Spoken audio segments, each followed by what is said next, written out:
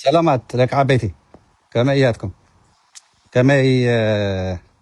حريراتكم اب ويسترن يونايتد ستيت كاليفورنيا اوريغون واشنطن بوتا تكاو زلهم نغوي زلو كما حريراتكم ما خلاي امريكا زلهم كما فيداتكم امراق امريكا زلهم كاني اي خمي وعيلاتكم دحر مسح سلو زلو مول عالم زلهم ما تግራይ ኤርትራ زلهم كي كما يوعيلكم كما يمسيكم كمين يا هونتات إرترا أو تجراي كمين نخاتكم أنتم لبامات هزي تجراي هزي إرترا على ملء زلهم سلام يزد لنا رحيزي فقري يزد لنا قراو تخوينا بسلام كنبر لنا دكنا يمهارو أو عدنا إيكونومينا حشنا سدتي أكل لكم لبامات كونكم تحاسو هزي تجراي هزي إرتران أصلوا سلام تاي دما نقولكم يصحهم يلكم زي ملختي سلام تا ملختي نقولكم يصحهم كلكم هذي تግራይን هذي ኤርትራ እዚህ ላይ ብጣዕሚ ሓድሽ ትኩስ ዝኾነ ሓበሬታ ክሕልፈርኩም ውፅኢ ኢለ ዘለኹ ካብ ስራሕ ማለት እዩ ለማዓንቲ ሓሙስ እዩ ንሄ በኣይ ሓሙስ ንግሆ ስለ ዘሎ ኣብ ቢሮ ነይረ ካብ ኦፊሰይ ውፅኢ ኢለ ግን ከምታ ልምደይ መልእኽተይ ንህዝበይ ለማዓንቲ ብግዜ ወፅኦ ዘለኹ ትኩስ ዝኾነ ሓበሬታና ስለ ዘሎና ኣብ ውሽጢ ትግራይ ዝኒሄ ኩሉ ትግራዋይ ከይደቀስካ እንዳሃለኻ ዘሕልፎ መልእኽቲ ጭነ ቢልካ ክሰምዐኒ ቅድሚናዊ መኻደይ ግን ብልፅግና ኦሮሞ ቅድሚ ክልተ መዓልቲ ተዛረቦ ናይ ትግራይ ገበናት ናብ ኤርትራ ከሽክሞ ዝፀዓረ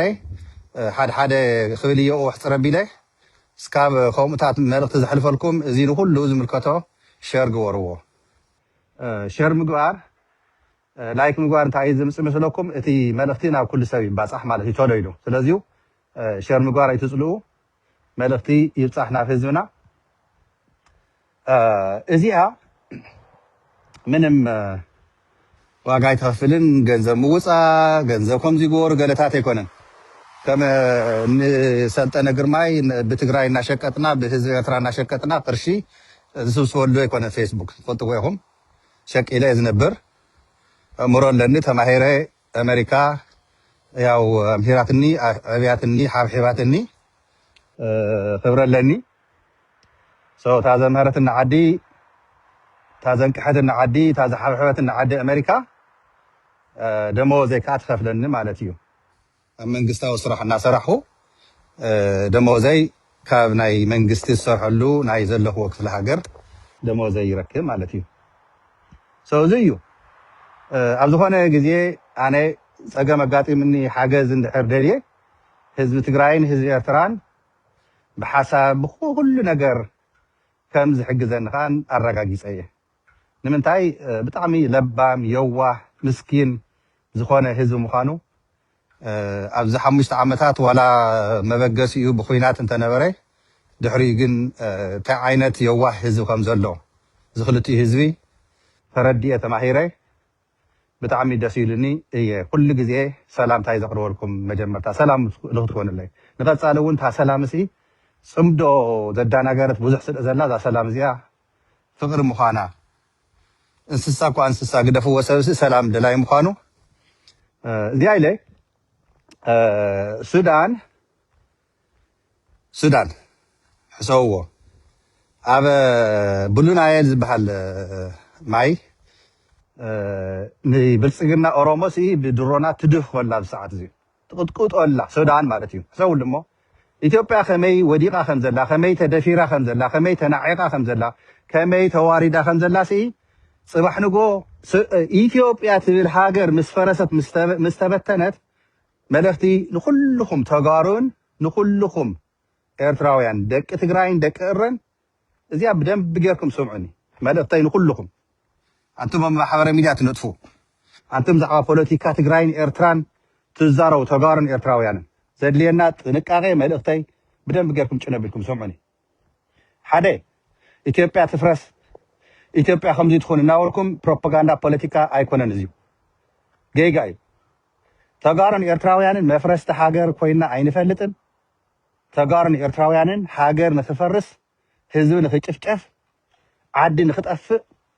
ወለድና ይገበርዎን ንሕና ይገበርናዮን ደቅና ይገበርዎን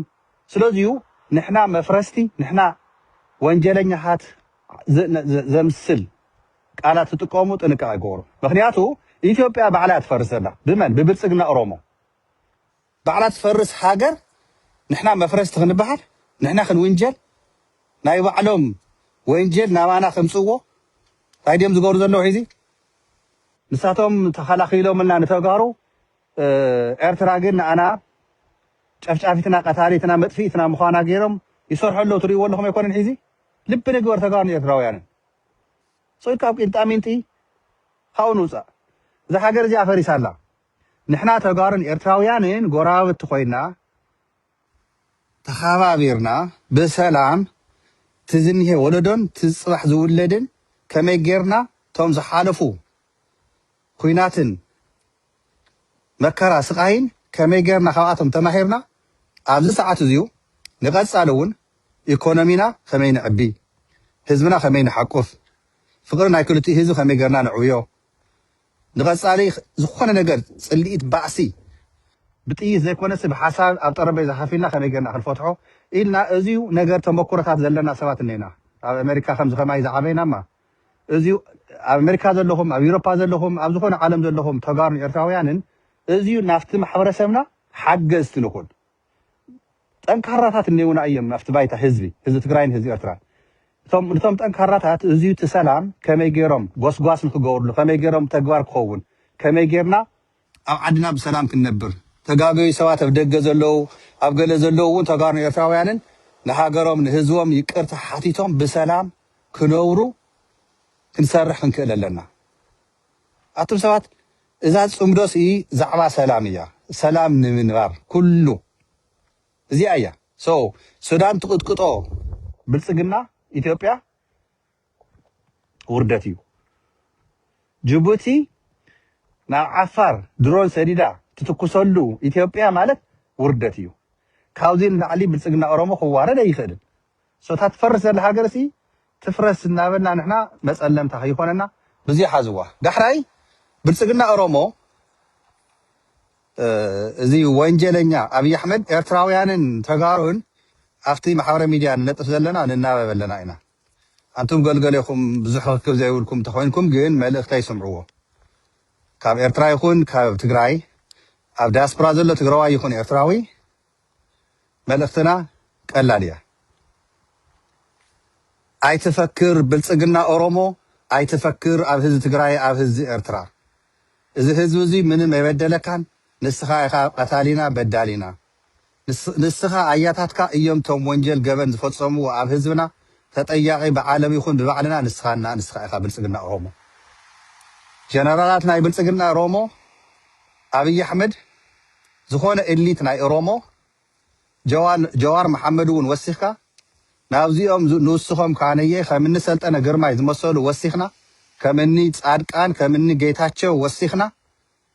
ገበናት ናይ ትግራይ ናይ ኤርትራን ብሕግና ብሕጊ ክንከዶም ምዃንና ኣይትረስዑ ኩናት ጎስጓስ ዝገብር ስታለን ሚኪ ሃይለ ኢሉ ሰልጠነ ግርማይ ከም ብሓድሽ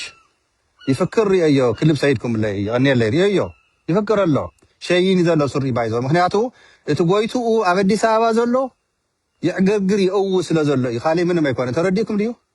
ናይ ሰልጠነ ግርማይ ያዊ ዘብሎ ዘሎ ሓደ ተን ዝመፃ ነብራ ቅርሺ ብጎፋንድሚ ብተፈታዊ ሸው ጠጠው ኢና ነብለን ዘለና ቃልሲ ብጥይ ጥራይ ከይመስለኩም ብሓሳብ ብርእሲ ሰብካ ህዝብካ ምንቃሕ ደይኮነን እዩ ሰልጠነ ግርማይ ጅቡእ ስለ ትጎድሎ ዘላ ያዊ ይብለለ ሒዚ ናይ ሰለስተና ፎቶ ለጢፉ እው እናበለ ርአዮ ኣለኹ ብዚኣ ክንዓፅዋ ኢና ናብ ኤርትራ ናሃተይ ሰባት ልኢኸ ንህዝቢ ትግራይ ኣይትጨፍጭፍዎ ንብረት ናይ ትግራይ ኣይትዝረፉ ኢለ ልኢኸ እየ ኢሉ ዝሓሰቦ ኣብይ ኣሕመድ ወዲ በሻሻ እቲ ልኢኸዮ እየ ዝበለ ኣካል ብፅሑፍ ተንቲንዎ ሕሶት ምዃኑ እንዲያውስ ንትግራይሲ ክጭፍጨፍ ከም ዘለዎ ህዝቢ ትግራይ ክጠፍእ ከም ዘለዎ በቃ ኤርትራሲ ኣስተዋፅኦ ኣብኡስ ክትዕቢ ከም ዘለዋ ንተጋሩ ክትቀትል ክትሓርድ ንብረት ናይ ትግራይ ክተውድም ከም ዘለዋ እዩ ጎስጓስ ተገይሩ ኣብዚ ቀረባ ግዜ ኣነ ተስፋለኒ መንግስቲ ኤርትራ ኣለው እዮም ሬከርድታት ተተሓዙ ቪድዮታት ተተሓዙ ናይ ብልፅግና ኦሮሞ ናይ ትኹይናት ግዜ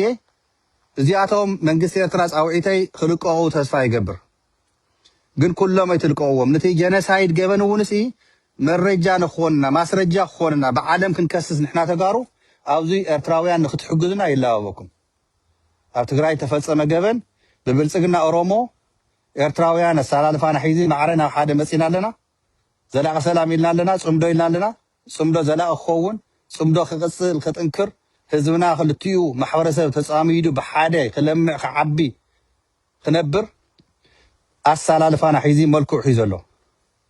እዚ መልክዕ ዝሓዘ ኣሰላልፋ ምስ ህዝቢ ኤርትራን ምስ ህዝቢ ትግራይን ክቕፅል እዩ ጠጠው ዘብሎ ከኣን የለን ውልቀ ሰባት ከምኒ ሰብ ዝሰኣነ ሰብ ልፍዓተይ ፈኪሮም ዘውድቕዎ ሓስዮም ኣጭበርቢሮም ዘዳኸምዎ ደረጃ ኣይኮነን ፅምዶ ናይ ትግራይ ናይ ኤርትራ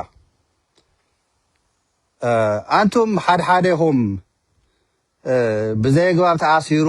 ኣበይ ከም ዘሎ ይፍለጥን እዩ እናበልኩም ትፅሕፉ ዘለኹም ኣብ ፌስቡክ ትሕስቡ ዘለኹም ኣብ ዩቱብ ልፍዓተይ ክነግረኩም ብገበን ኣብቲ ሰራዊት ኣብ ኣርማ 13 ኣብ ሽረ ኣብ ቀይዲ ኣትዩ ይርከብ ኣብዚ ኤርትራ ከም ሃገር ኢዳ ዘእተወትሉ የለ ውድብ ሕወሓት ከም ውድብ ሕወሓት ኢዳ ዘእተወትሉ የለ ብስሩት ቆልዓ ርእሱ ስሒቱ እንዲያውሲ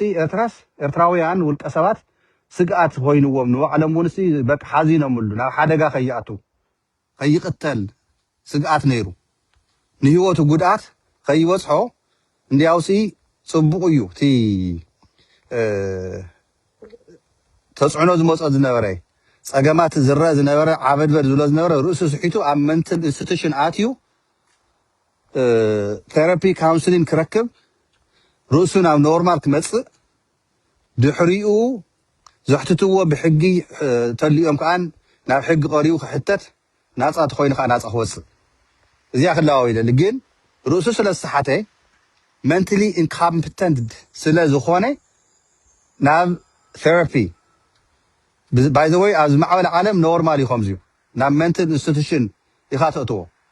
እቲ ቀይዲ ኣትይዎ ዘሎ እውን ከምኡታት ሓገዝ ንክግበረሉ ተስፋ ይገብር ኣነ ሜንታሊ ካምፒተንት ንኸውን ተስፋ ንገብር ዝሓውና ተቃሊሱ እዩ ኣብ ግዜኡ ፅቡቕ ተቃላሳይ ነይሩ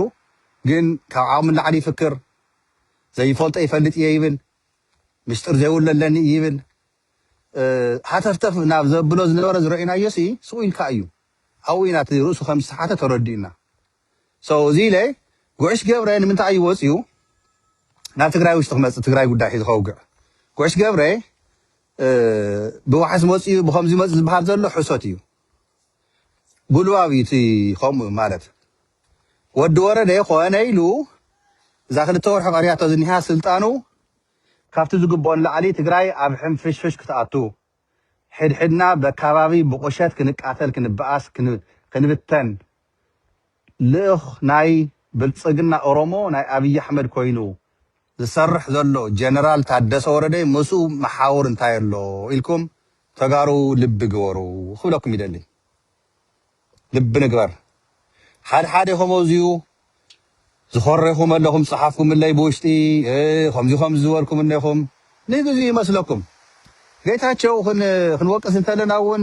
ከምኡ ዝገበርኩም ከምኡ ትብሉ ሰባት ነርኩም ኢኹም ዳሕራይ ግን ዋይ ለካ ሓቂ ካባኢኻ በተለይ ንሃይሌ መብዛሕትኩም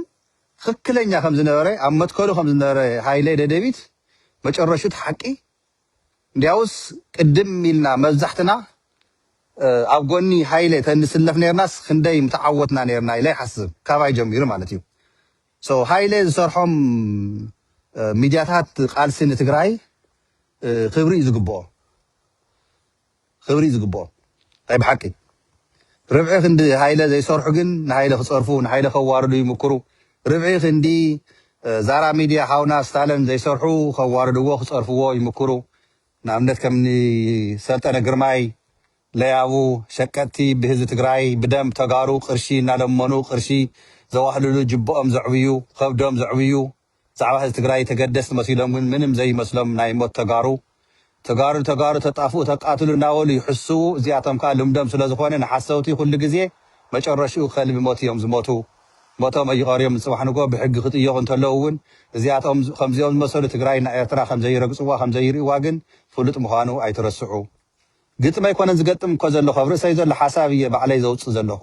ተረዲእኩም ዲ ተጋሩ ኤርትራውያን ምሳይ ዘለኹም ትሰምዑ ዘለኹም ኣነ ዝብለኩም ዘለኹ ሲ ኣብ ርእሰይ ዘሎ እዩ ሪኢኹሞ ኢደይ እዚኣ ሓንቲ ኢደይ ኒሃ ተኻለይቲ እዚኣ ኒሃ ስልኪ ሒዘኒ ትሪእኑ ኣለኹም ዲኹም ኣሕዋተይ ኣይ ግጥም ኣይኮነን ዘንብብ ዘለኹ ኣብ ርእሰይ ዘሎ ሓሳባት ቀጥታ ይነግረኩም ኣለኩም ሓሳብ ጥራይ ኣይኮነን ዝግበር ዘሎ ኣብ ህዝብን ኣብ ህዝቢ ኤርትራን ኣብ ህዝቢ ትግራይን ዝወርድ ዘሎ ስቃይ መከራ ብደንብ ጌርና ንቃለሶ ኣነ ዝሕመኒ ዘሎ ዛዕባ ህዝበይ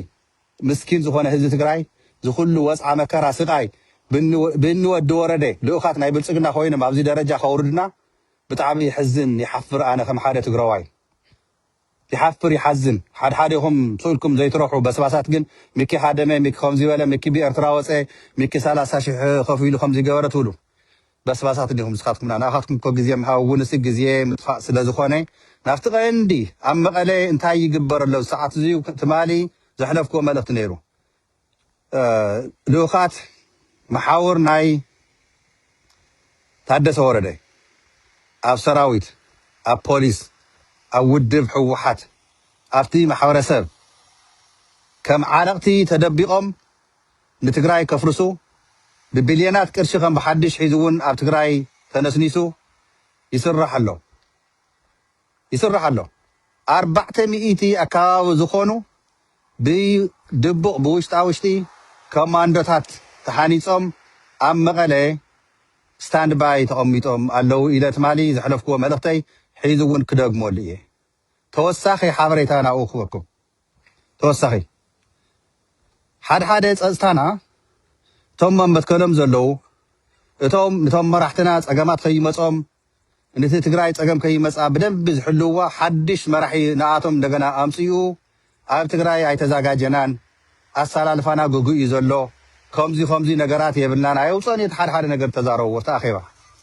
ከምዚ ነገራት ኣይሓልና ነብኢድና ስለዚሁ ተባሂልካ ነቲ ቀንዲ ኮርና ዝኾነ ጅግና ተጋዳላይ ትግራይ መንእሰይ ትግራይ ውሕስ ዝኾነ መንእሰይ ፈራሕ ክኸውን ተስፋ ክቆርፅ ኢዱ ክህብ ክንብርከኽ እናተገብረ እዩ ነይሩ ትማሊ ኣብ ትግራይ ለማዓንቲ ኣብ መቐለ ኣብ ናይ ወዲ ወረደ ሓሻኽር ዝፅሓፍ ዘለዎ ደብዳቤ ክነግረኩም ኣብዛ ሰዓት እዚኣ ክትወፅያ ይፅባሕ ሕወሓት ተኣኺባ እዩ ሒዙ እውን ናይ ንወዲ ወረደ ልኡኻት ናይ ብልፅግና ግን ንትግራይ ከፍርስዋ ንኣብነት ኣብ ኩሓ ትፈልጥዎ ኢኹም ትግራይ ኣብ ኩሓ ንመቐለ ዝሕልዋ ብሰራዊት ደረጃ ተማይጦም ብግዜያዊ ምሕዳር ብሕወሓት ተማይጦም 3 ኣሃዱ ናይ ኣርሚ 22 ሰራዊት ኣብ ኩሓ ነይረን እየን እዚአን ፀገማት ናይ መቐለ ዘቃልላ ዝሕግዛ እየን እዘን 3 ኣሃዱ እዚአን ታደሰ ወረደ ምስ መሓውሩ ተገይሩ ዘይፈልጥ ብስሩ እውን ሕጋዊ እውን ዘይኮነ መቐለ ንክቋፀሩ መራሕትና ንክጨውዩ መራሕትና ንክኣስሩ ከም ድልየቶም ክገብሩ ልኡኻት ናይ ወዲ ወረደ ኣብዚ ሰዓት እዚዩ ተራእዩ ተሰሚዑ ዘይፈልጥ ብስሩ እውን ሕጊ እውን ዘይፈቅዶ ሒዚ እቶም ክልተ ኣሃዱ ኣውፅኦም መምቀኒዮም ኣለዉ ኣብ ኩሓ ክርሕቅሎም ኣብ መቐለ እቶም ዘዘጋጅዎም ዘለው ሓይሊ ከም ድልየቶም ክገብሩ ልኡኻት ናይ ቀጥታ ብታደሰ ወረደ እናተኣዘዙ ድልየቶም ንክሰርሑ እቶም ክልተ ኣሃዱ ናይ ኣርሚ 22 ወፂኦም ፀኒሖም ሓንቲ ኣሃዱ ተሪፋ ዘላ ብወለጋ ትምራሕ ዝነበረት ተኣሃዱ ተሪፋ ዘላ ኣብ ኩሓ ወለጋ ማለት ሰራዊት ክሒዱ ህዝቡ ክሒዱ ሰላማዊ ሰልፍ እናወፀ ስር በቆስ እናበለ ዝፍክር ዝነበረ ሕወሓት ክትጠፍእ ኣለዋ ስራ ትበቆስ ኢሉ ዝፍክር ዝነበረ እዩ ቁፅሪ ሓደ መሓውር ናይ ታደሰ ወረደ ኮይኑ ኣብ ትሕቲ ፖሊስ ኮሚሽን ትግራይ ኣብ ትሕቲ ኮይኑ ተፀዋዕነቱ ግን ቀጥታ ናብ ወዲ ወረደ ገይርዎ ዘሎ እዚዩ ትማሊ እውን ንጉስ ዝበሃል ወዲ መንነቱ ዘይፍለጥ ንተናይ ኮማንዶ ንተናይ መሃንድስ ዝመርሑ ኣካላት ከመይ ገይሩ ኣመዓራሪጎ ብምንታይ ብመን ሕወሓት ኣብ ሰዓት እዚዩ ብፖለቲካ እምበር بوتادراوي ببوليس بخالي تاشم يبلان ناي على حيلي يبلان سو زيا فليتو ود ورده ناي جيتاچو زنبرت خفته تبيا نيرا مصنعت غيرو اكالا سلازنبر نايتا ناي نجيتاچو كايدا اتا غودلو ابيا اتي سراوي تاوكي حازلو اب مقاله زمز خونه ነገር ናብነት ብርሃኔ አሲሩ ወድ ወረደ ንፌደራል ከርኮ خبل كله አይፋሉ ኒልና ዋጫዋጭ ክንልተለና አርመ 22 ቀጥታ ካውኪ ሓመጽዮም እዮም ናፍቲ ፖሊስ ጣብያ ከይቦም ሓዲሮም خفتح له ويلم طريقهم تفتحوا كم زيات نجار كي يجبر ما راح تتجري دس زي يقولوا ود ورده أنصار أيام يلو زجمجمم حوحات كفرس الحكوينو دس زوروا تدليق انسلم تدليو يجاويم تدليو أسيرنا بدي ساخ صدم خم تشولو يتحنت أهادون تاوكي حاجة الحيزي نخت العال يجبر الحيزي تحنتي لمنتاي بتي بوليس بت كوماندو أصلي فوق زلوا تعدس ورده دليوت نخسرح أبزاز مزع زلوا سومنات نعم عراق كين أتو أو وسنا حين فيش فطر سرعات ناي تجراي كبالاشو سجى مني هنا تواهيلو معراق تجراي بتهاونا تطو كيبل ناي بلسقنا شرحي لأخات ناي بلسقنا خوينم ناصرحو أم قلة أزي حق النت سلدوت أنا سلتزاربنا حفكف تولو تجارو نمخانة خبصرسي منفسكم سابيلو تولدكم تجراي كوينو دمكم تناي تجراي كوينو منفسكم جن رحيق الله ناوشوا ندحر شوا كوينو تسفاهم كمني سيبرها هيدي يمزولنا ذلو دبدابي صحفوكو كل النسيبرها تمالي يبدا ديت ميديا بتجراي لما عاد نقول مالتيو حليفنا يكوري هم يكونن كبر تجراي منستر أبي أحمد يلم صحيفهمه كبر يكرنا أفريقيا مكار جيتاچو ردا يلم كيم كوب غيرمو ترديكم لي تغارو تحزن دلهم تنبون دلهم از ነገር እዚው نزي زغرعو نزي زبخي تغارو ግን እኔው ናትም ሰባት ንምንታይ ከብደም ከዕውዩ ጅቦም ከዕውዩ ሰልጠነ ግርማይ እንታይ ዝገብር ዘሎ ታይናም ለኩም ዘለና ዋ ሒዝኮ ሕውሓት ኣዋፊራቶም ሕውሓት ክፍሎም ወላ ኮይብልና ኣለው ንዓይን ካልኦት ሰባት ተጋሩ ዝቃለስ ዘሎ ከምኒ حاونا خمس لكم زلخو زارا ميديا زمرح زلو بعلو جوز زخونة تقالاساي نايد ديفيد زمرح زلو حاونا جوز زخونة تقالاساي أنا ونوزيات تصاطفاي كويني تمس هزبي بمقاني لوخ ناي حوحات تكيت قرص له حوحات تنقاسقس حوحات كم استجورة لا أنت بحسوتي هحبل هلاي بلا أرمي عسرت حدا مثلا تجاجي هحبل هلاي مبر أنا حوحات ناي أنا حوحات كيت فرسي قال سنبر حوحات ناي حانت سانتيمون يتخفللن حانت سانتيمون كفيلاتنا يتفلتن كاب حوحات كان تصباي ايكون كن بعلي امر لني تتمهركو تمرتي امويا يسرح يوعل انتم خمن سلطنه مسالكم لما انت جن يرداهم يهلكم زدلي يرداهم ابز معبد عالم تقميتكم كمنا الله سولومون 15 عام امريكا تقميتهم فماهيروم نقيحهم شكلهم كيولعو ناي تجارو جنزب نصرو زوعلو كاتهم يمحرنا أخلي دلي كاتهم سي يمحرنا كابات كم زياتهم مسؤول لما أنت لا يا مش أوربرتي تجارن يرتراوي أنسي يمحرنا أنكر هذا خونه هزول لنا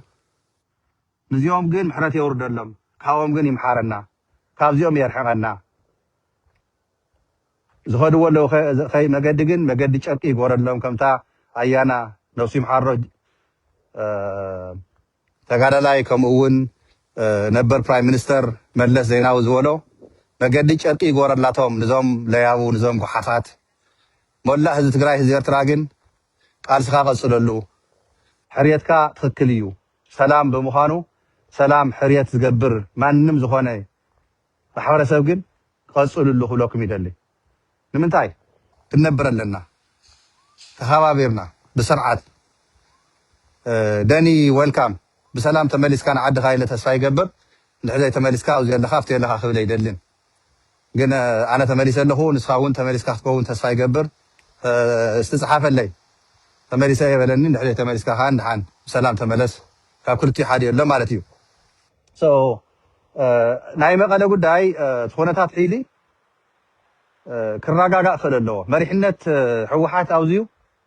تنقى الليو ጥንቃ ዓብይ ጥንቃ የለዮ እዚ ጥንቃ እዚ ከዓ ሰራዊት ትግራይ ተኸታተሎ ኩነታት ይግበረሎ መቐለ ሕዚ እውን ልኡኻት ናይ ብልፅግና ኣብ ውሽጥና ኮይኖም ታደሰ ወረደ ዝመርሖም ዘሎ ናይ ሓራ መሬት ከነገረኩም ኣዝዩ ሓራ መሬት ናብ ትግራይ ይመፁ ሪሃብሊቴሽን ዝበሃል እኒአ ናብ ሪሃብሊቴሽን እይኣትውን ዘለው መብዛሕቶም ምክንያቱ ኣብዚዩ ስሩ ሰዲዱ ዝሰርሕ ዘሎ ኣብ ትሕቲ ታደሰ ወረደ ቁፅሪ ሓደ ናይ ፀጥታ መራሒ ዝነበረ ሕዚ ካብቲ ናይ ፀጥታ መሓውራት ዳርጋ እቲ ሰራዊት ካንፊደንስ ይንሉ ዳርጋ ዘይተሓዋወረ ስለ ዘሎ እቲ ናይ ትግራይ ቀንዲ ቁፅሪ ሓደ ነባር ኮነሬል ባይ ዘ ወይ ዝመርሕ ዝነበረ ግን ሕዚ ነቶም ሓራ መሬት ካብ ታደሰ ወረደ ትእዛዝ እናወሰደ ዌልካም ባክ ደኒ ሓወይ እንኳ ብሰላም ተመለስካ ናብዛ ስደት ኣነ ንስኻ ዘለና ዓዲ ኣሜሪካ ዝሮ ግን ዓዲ ሕጊ ስለ ዝኾነት ብሰላም ንነብረላ ዓዲ እያ ካደ ሓድ መፅኻ እዚኣቶም እንታይ ንርኢ ኣለና ይመስለኩም እሲ ካብ ሓራ መሬት ወዲ ወረደ ቀጥታ እንዲ ይራኸብ ነይሩ ምስቶም ሓራ መሬት እኒው ቀጥታ እሰውሉ እሞ ምስ እኒ ሸዊት ቢቶ ብቴሌግራም ይረኽቦም ነይሩ ባይዘው ይፀሓፉ ነይሮም ይደዋወሉ ብጣዕሚ እዩ ዝገርም ግዜያዊ ምሕዳር ትግራይ ኮይኑ ሲ ናብ ዓፋር ከይዶም ዝሸፈቱ ሸፋቱስ ታደሰ ወረደስ በቃ ይደዋወሉ ምሳቶም ይፀሓፍ ብማሰጅ ብዋትሳፕን ብቴሌግራምን ካብዚ ንላዕሊ ውርደት እንተልዩ ኣብ ዓለም ግን ኣርድኡኒ ብትግርኛ በይዛኻትኩም ብትግርኛ ካብዚ ንላዕሊ ውርደት ልዕሊ 10 ሚልዮን ህዝቢ ትግራይ ክትመርሕ ስልጣን ተዋሂቡካ ውልቀ ሰባት ዝሸፈቱ ወንጀል ገበን ዝፈፀሙ ሰራዊት ኣሃዱ ግንባራት ዝክሓዱ ማለት እዩ ካብ ሰራዊት ወፂኻ ንዓፋር ትከድ ተለኻ ኮ ሰራዊት ኮ ክትክሕድ ዘለኻ ወንጀል ኮ እዩ ንምንታይ ድና ብርሃነ ሰብ ሳነ ሰብ ሰሊሙ እዩ ፀኒሑ ክሒዱ እዩ ንሰራዊት ፀኒሑ ገበን ይህወ እዩ ካሊእ እውን ይህወ እዩ ንዝብል ዘለና ናብ ዓፋር ዝወፁ ናብ ሰቆጣ ዝወፁ ናብ ፀለምቲ ዝወፁ ካብ ሰራዊት ትግራይ ዕጥቂ ሒዞም መኪና ሒዞም ካሊእ ሒዞም ዝወፁ እቲ ወንጀላት ሓደ ትሕደት ናይ ሰራዊት ካልኣይ ብሄራዊ ውሕደት ኮ እዩ እዚ ከዓ እንደገና ሃገር ኮ ክትሕድ ዘለካ ትግራይ ትሕዳ ኣለካ ከም ትግራይ ህዝብካ ሰራዊትካ ዓድካ ክሒድካ ትኸይድ እዚኣቶም ኣየድልየናን ኢልና ኢና ሕድሕድና እምበር መጀመርታ ከምፅ ተሎ እኮ ናብ እስር ቤት እቲኻ ኣሲርካ ተወሰነ ግዜ ናብ ፍርዲ ቀሪቦም ልክዖም ተፈሪድዎም መጨረሽኡ ናብ ሪሃብሊቴሽን ዝምለስሉ ምስ ተቆፅዑ እዩ መጀመርታ መቕጣዕቲ ኣለዎ እዩ በብደረጅኡ ማለት እዩ በብዝፈፀምዎ ገበን ክኸዱ ተለዉ እንታይ ገይሮም እንታይ ሒዞም ከይዶም እዚ ግን ኣይግበር ዘሎ ምክንያቱ ታደሰ ወረደ ኮነ ኢሉ ኣብዚ ዝሰርሖ ዘሎ ስራሕቲ ገርገሊኦም ዝመፀሎና ትግራይ ካነየ ስለያ ከካይዱ ንብልፅግና እዩ ካሊእ ከይመስለኩም ንፈልጦ ኢና ገርገሊኦም በቃ ትኽርዩ ንምንታይ ከም ዝገሮ ኣለዉ ንምንታይ ከምዚ ኣለዉ እዮም ባይዘወይ ሰለያ ዝሰርሑ ሲ ዳብል ኤጀንት ዝበሃል እኒአኩም ዳብል ኤጀንት ኮይኖም ግን ኣይተዛረቡን በይዛኻትኩም ጉደፍ ሓደ ነገር ከውፅኦ ክዛረቦ ዘይደሊ ሒዚ ሸተት ኣቢላ ውፅኦ እዩ ኣለኹ እዚ ኣይደለኽዎ ነይሩ እዚ ነገር እዚ ክዛረቦ ያኸ በቃ ሓደ ኮመንት ምፅሓፍ ዝፅሕብዎ ዘለኹም ሲ ድሕሪ ሒዚ ምስሉስ እግኖር ክገብሮ እየ ሓቀ እየ እቲ ኮመንት የዋሃት ኮይንኩም ናትና ተጋሩ ኣብ መትከልኩም ዘለኹም ሲ ኣታ ከምዚ ክገብሩ እዮም ኣታ ከምዚ እዮም ትብሉ እዚ ዘይንፈልጥ ንስኻትኩም በቃ እዚ ዘይንፈልጥ ይመሲልኩም ሓቀ እየ ሓደ ግዜ ሲ ዋይ ኣደ ትግራይ ዝወረደኪ መኻስ ብደቅኺ ሓቀ እየ ኣደ ትግራይስ ኣነ ብሂወተይሲ ኣደይ ናተይ ዝወለደትን ኣደይ ማዕረይሲ ብህፃነይ ተፈለየ ካብዚ ዓለም እዚዩ ፎቶ እኳን ፎቶ የብለይ ናይ ኣደይ ሒዝስ ኣነሲ ኣብ ደርጊ ኣብ ናይ ኢትዮ ኤርትራ ዝነበረ ውግእ ኣብዚ ናይ ሒዚ ተጋደሉ ኣሕዋተይን ደቂ ሓወይን ደቂ ሓፍተይን ኣደይ ካብ መቃብራ ቆልዓ ኢላሲ ደቀይን ደቀይን ሲ እንታይ ጅግነት ሰሪሖም እንታይ ይስራሕ ኣሎ ኢላ ተትርእስ ከመይ መሓዘነት ኢለ ይሓስብ ማለት እዩ ማለት እዚ ነደና ንጭክን ንሕና ተጋሩ ኣቱም ሰባት እዞም ሸፋት እዚኦም ናይ ሓራ መሬት ዝብለኩም ዘለኹ እንታይ ይመስለኩም ክነግረኩም ተረድኒ ብፃድቃን እናተመርሑ ተስፋይ ንጉሶ እኮ ነጊርና ብዕሊ እቶም ሓራ መሬት ወፂኦም ዘለዉ ሲ ጀነራል ፃድቃን እዩ ዝመርሖም ወደን ጥሩ እዩ ዝእዝዞም ኢልና ብግልፂ እዚ ናተይ ኣይኮነን እዞም ሸፋት እዚኣቶም ስለዚ ጌታቸው ፃድቃን ሃፍቲ ኪሮስ ረዳ ሓለፎም እዚኣቶም ቁፅሪ ሓደ ሸፋቱ ወንጀለኛታት ብሰንሰለት ኢዶምን እግሮምን ክሳዶምን ሓኒቕካ እንጠልጢልካ ናብ ፍርዲ ናብ ኣደባባይ መቐለ ኣምፂኻ ብፍርዲ ናይ ትግራይ ብሕጊ ናይ ትግራይ ኣብ ደገ ኣብ ቅድሚ ህዝቢ ተፈሪድዎምሲ ዝንጥልጠሉ ወንጀለኛታት እዮም። ብሄራዊ ክሕደት ፈፂሞም ኣብ ትግራይ ደጋጊሞም ኣብ ደቡብ ትግራይ ኩናት ከፊቶም እዚ ካብዚ ላዕሊ ወንጀል እንታይ እዩ? ኣሜሪካ እኮ ኣስፔናይ ዝፈፀመ ሞት እዩ ዝፍረዶ። እዚኦም ከዓ ማዕረ ሞት ክፍረዶም ዝግብኦም ወንጀለኛታት ምስ እዚኦም እተሰለፉ ውልቀ ሰባት ኣብ ደገነ ውሽጥን እኔውና፣ ኣብ ሰራዊት ኣለውና፣ ኣብ ፖሊስ እኔውና፣ ኣብ ግዜያዊ ምሕዳር እኔውና። ሕሰውሉ እሞ መሕበብ እዩ። ኣብ ፌስቡከይ ሪኢኹም ማለት ዝለጠፍኩ ሒዚ ኣብዞም ዝሓለፉ 7-8 መዓልታት ደጋጊሞም ብወጀራት ብራያ ብተፈላለየ ቦታ እንቅስቃሴ ተካይዱ ውግእ ተኸፊቱ ብልፅግና ብድሕሪት ኮይኑ እቶም ሸፋቱ ብቅድሚት ኮይኖም ለማዓንቲ ዝረኸብክዎ ሓበሬታ 162 ሸፋቱ ኣብቲ ዝኸፈትዎ ውግእ ኣብ ራያ ሂወቶም ስኢኖም 160 ካብቶም ናይ ቅድሚ ሕዚ ብቅድሚ 2 መዓልተ ደደቢት ዝነበርኩም ከይመስለኩም እቶም 60 ዝሞትዎም እቶም ልዕሊ 80 ዝተጎድኡ ንሶም ኣይኮነን። ካብዚኦም ወፃኢ ሂዚ ኣብ ራያ ልምዓት ይካየደሉ ሒዚ ገደባታት ይካየድ ኣለዉ። ናይ ልምዓት እናኳዓቱ እንዳሃለዉ መቃብር ተረኺቡ ኣብቲ መቃብር 162 ኣብዚ ናይ ለምቅነ ኩናት ሂወቶም ዝሰኣኑ ሸፊቶም ዝነበሩ ተጋሩ ዝሞቱ 162 ኣብ ሓንቲ መቃብር ቀቢሮሞም ብጣዕሚ ኣዶ ትግራይ ዝሕምም ማለት እዩ። ዛዕባ ኣዶ ይሞቱ እውን ዝነገርኩም ንዚ እዩ። ኣዶታት ትግራይ ርእሲ መሬት ዘለዋ ኣብ ሰዓት እዚዩ ብከምዚ ምክንያት ውላደን ብከምዚ ምክንያት ሰውእተን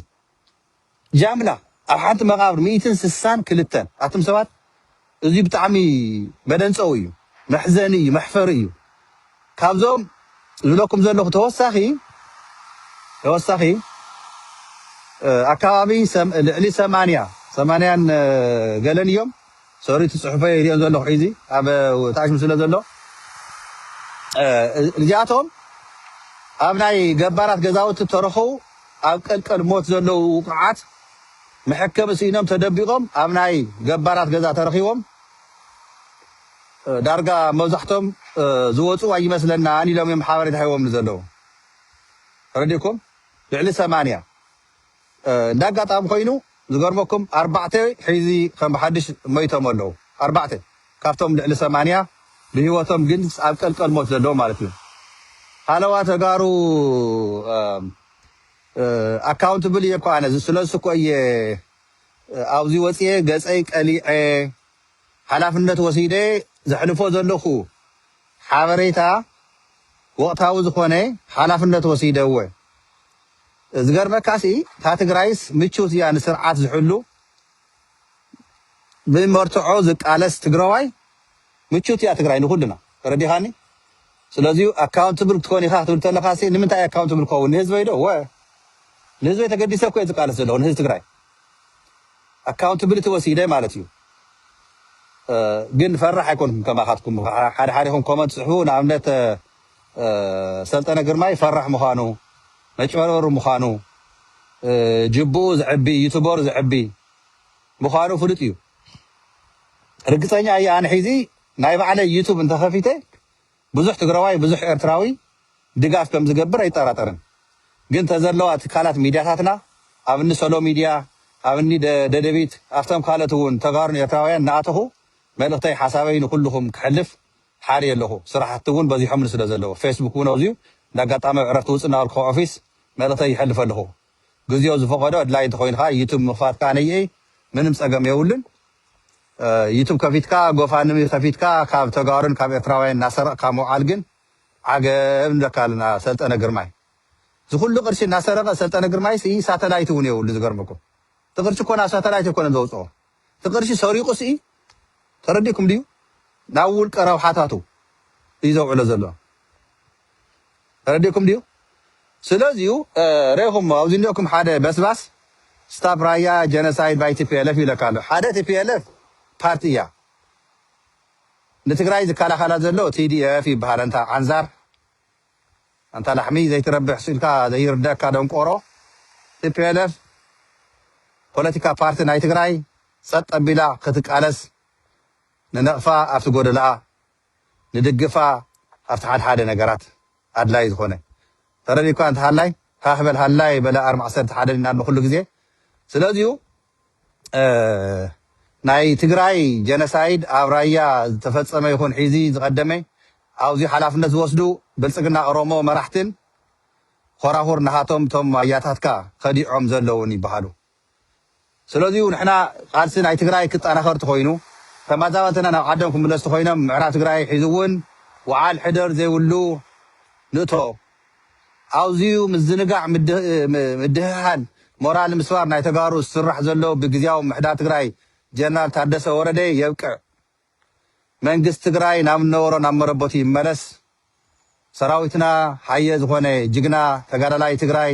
ካብ ኣርሚ ሰብዓ ጀሚርካ ኩሎም ኣሃደታት ኣርሚ 92 ብውሽጢ ክረክበኩም እየ ይቕኒየለይ ካብኡ ሓበሬታ ሰይድኩም ለይ ዘለኹም ተረሲዕና ዝበልኩም ኣለኹም ኢኹም ኣርሚ 22 ዓንተ ገሊፅ ኣለኹ ግን ካልእ ናይ ኣርሚ 22 ፎቶ ልኢኹም ለይ ኣለኹም ንሳ እውን ክሰቕላየ ይቕኒየለይ ኣርሚ 92 እውን ብውሽጢ ረኺብኩም ዘለኹም ድምፂ ንሕና እውን ኣይትረስዑና ኢልኩም ኣለኹም ክራኸብ የምሳኹም ሓበሬታታት እናተቐበልኩ ዘድል ነገራት መልእኽቲ ግን ክብረ ኣለና ኩልኹም ኣርምታትና ማለት እዩ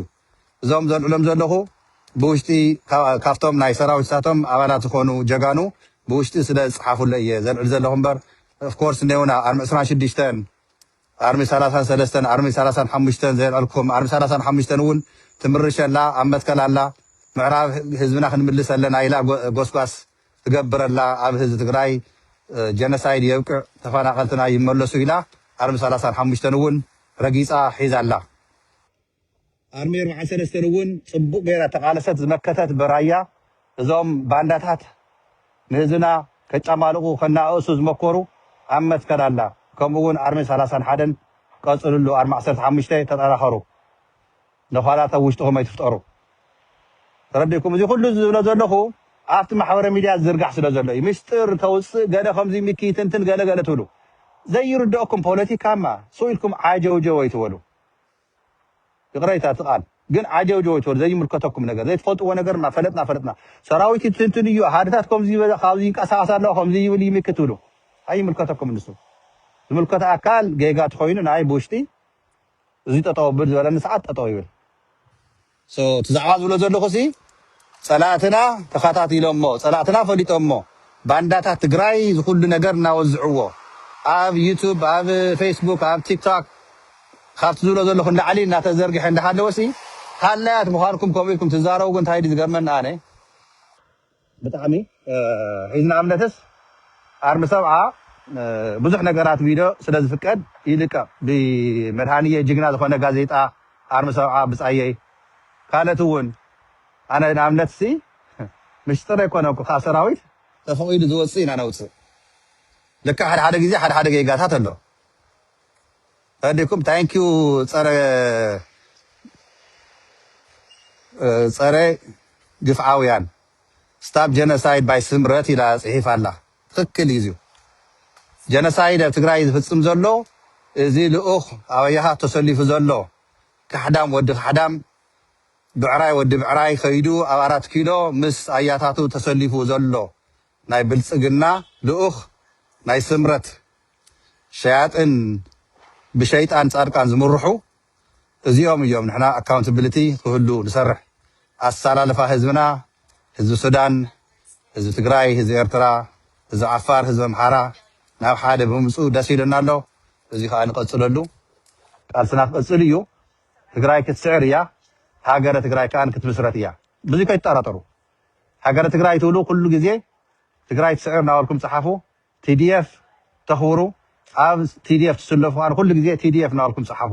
ኣብ ኮመንትኩም TDF ዝብል ክርኢ ደስ ይብለኒ ምክንያቱ ደጀን ናይ ትግራይ ጅግና ናይ ትግራይ TDF ና እዩ TDF ሰለስተ ለተርየ TDF እዚያ ኣተጎርዋ ولا ኤርትራውያን እውን ኣየኹም TDF حجزنا تايلو تصحيفتس TDF مالكم سي من ما يكونتن تبرد لنا نحنا منجس زلو راحتكم منجسكم سراويتكم حزبكم بحاله سميرو سرح زقالس زلو او غنا مسلافكم او غنا مسلافو تزي ኤርትራ بتعامل نحنا خبره لنا زي كا قصللو ስለዚህ TDF ክንልተናስ ሓደ هم ኤርትራውያን او زي مسانا تساتفو بحاله تقالس زلكم سي ايتفرعوا ويهم TDF ንምባል ጸገም ይውልን TDF ናሲ كم تخوروا ونحاتكم منجسهم سراويتكم نحاتنا جيجنا زخونا سراويتنا أيو أوسنا زني حرخرخ أوسنا زني وتقامات كن أيوهم ما يتفرحوا خنفتحوا هنا بعدنا تقارن لنا هنا أمت كنا أبطانا وشتاوش زني واحد حدا باندات هاتن لوخاتنا يبلسقنا أروما جين خنسعرومينا وحلل زخونا قالسي نقال سمولنا قالسنا خان قصريو تقرايك السعرية كل جزية نحنا صار باندا هنا كل جزية صار باندات هاتينا النزار كان ان ጌታቸው እና አብይ አህመድ ወድ በሻሻ አጭወሪሮ ምን ህዝብ ትግራይ ዝቋጻጸር ወትግራይ ከምዘለ ግን አብቂ አያ ታጹም ደም አጠጦ ቢላታ ያ ሁላ ተረዲክ ምሪዮ ንሕናሲ ዓሰብና ይኮና ንምስ ኤርትራ ተባይስና ምስ ኤርትራ ዘባሰናስ ኤርትራውያን ኣብ ትግራይ ገበን ስለዝፈጸሙ ስለሰረቁ እዮም ኢልና ወድ በሻሻ ተረዲኩም ልትሕሰት مس إرتراسي بحر يكون النبايسنا ويو بحر ناتنا أيو 3 مليون ناي إرترا هزوي خنطفوينا نحنا 3 مليون بحد عامت خنفطرينا أسمرا غازا خنقبرعينا ناولت مال بعلو بقال تزارب الناسي زيارة سعوة تانكيو كلهم TDF لكم تحفظوا لكم بايزوي تانكيو بالطعمي بحكي بقولك يغني اللي بقى هاي لبي غيركم ما بقى بلو حد خلت دقيقة خصنح هي مخنياتو TDF زول سي صحف كل دليله فيفا TDF تخكل ثانك يو كلهم TDF of course absolutely ثانك يو TDF هو TDF نقدميت TDF دجنا TDF كبرنا TDF عين بلينا TDF وحس ناي حزبنا نتقراي دما نابز حشة درجة زمسألنا TDF نا مخانو أي ترسعو خبرتي هذا اللي ياو بركز والكم سواتري اللهو أتليستجن هذا عصرت حمشتا قالت خونه TDF صحيحكم عندهم يرد أني قال لهم أسرح سلة خونه قال لهم كان يي تنقص عاصلة هلو زي تعمكم سلة دخل يرد أنيو نقرقن خبرتي هذا اللي خارسنا خصليو أيهم أنتم تخوري زلهم أنتم ميكي مانيو أي ملكاتونيو قال تقول لهم وميكي ناي حوحات لغوي تقول لهم حوحات سي أي تدخلنا ناي حوحات سي دمي إياه ود ناتي تودب أنا نيشتي نايو عليه percent سي ناتايو أوان النتا يكون زوج لهم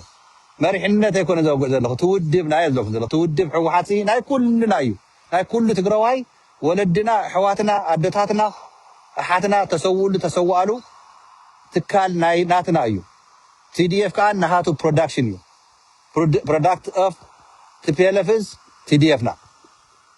رديكم كلنا نايو على تاريخ النيو سلازيو أبان حوحات زخونكم قصلوا اللي قارسهم أبانات حوحات زي كونا غانية حوحاتنا ناي كل ناس اللي زخوني تطانا خيرو خوص كابزي صغاي مكرازي كوصرنا حلفنا خان TPLF لقدمي تيبن TPLF لقدميت long live TDF long live TPLF زيو خرع تقراواي TPLF كبحال كلسي هو أنا إيه ويانا يبلو TPLF ناتنا أيو نحنا عينا تكالنا أيو ناتنا أيو دجنا أيو TPLF مالت TPLF ديمقراسي نا إثيوبيا نا تقراي تراجع كونسي نا إثيوبيا مولو زمسة ديمقراسي مسوات تخفيلو بدم ولدنا حواتنا زمسة ودب تكالنا نزي زقاشش نزي زناقس نزي زحفر تقراواي دما تقراواي يكونن ስለዚህ TDF ናልኩም صحفكم يغني لي أنا يحب إلي ناب سرحيكم الله سلاد خونكو ببزلهم كلهم تجارو إرتراويانون كمتي مجمّة أزوركو سلام نختكون الله يمنّي تتجاجي الروماني سرعة زلوا كمان صحف لي أنت بوش صحوجن سلكت مروار قال يقرأيتان كلهم نحزي مدرسكم نعقته يكونن بخبريو يخوركم يفتوكم كلهم تقارواني دكري أيهم كمتا تسعان سلستن حزب إرترا وسينو هاجر إرترا زمسرته صباح عندنا شعوب زي يستاوسية أو كاليفورنيا مساهم تساتيفه قويلات دستا زنورة ناي حزب إرترا ناي حزب تقرأي ون قويلات دستا جبرن كله بي تديف ناس زمسة بقسم ناس زمسة هاجر تقرأي أو قلنا تسلفكم مسانا سلبريت تقولوا أم مقلديو أم ولا علم زلهم إرتراويان أقدم بلس أو عتي لا كلهم إرتراويان هاجر تقرأي تولر تلاصح مسانا بيتم تنكراتات زخونو درفتي ناي تقرأي ناي إرتران بحاد خوينا هاجر تقرأي كنا تولر كلا سلبريشن حابرنا خنجبرنا أم مقلة عدمي ناخذ كلهم تقارن إرتراويان نقدم بلنا هاجر تقرأي عدمي حيزي أنا قديم يلخون كل تقرأي قديم أنا كلهم تقار على مرزل لهم يرتراوي أنا على مرزل لهم أو عتين كلهم على حاجة تقرأي سلبريت نقول له أم غليو مسخاتكم مسيخهم كلهم حاضرنا أم غلي ست إن ميدا سلبريشن كن جبرينا حاضرنا أبكروا جزية زي كان يسوم دو ولدو سلام عفز تقرأينا زي فران قصريو سلام ببزل لهم ودحان كل اللي بتعمي فتوكم يخوركم بروح جزية كلهم يكون لكم تشاو